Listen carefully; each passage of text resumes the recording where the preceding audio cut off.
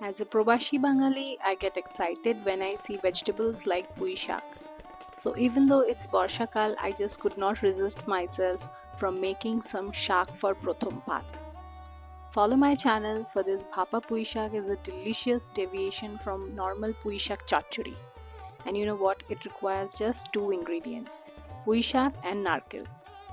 Finely chop the fresh pui pata and mix it with freshly grated coconut, mustard oil, salt and green chilies. Now I have a small kit, so I have sliced just one chili here, but you can add more for extra kick.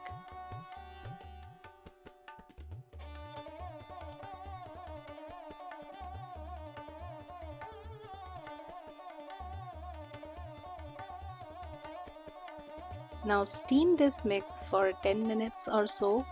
You will see that the shark has reduced in quantity and there is a lot of liquid in the bowl. So add this to the pan and cook the shark to dry out the excess water.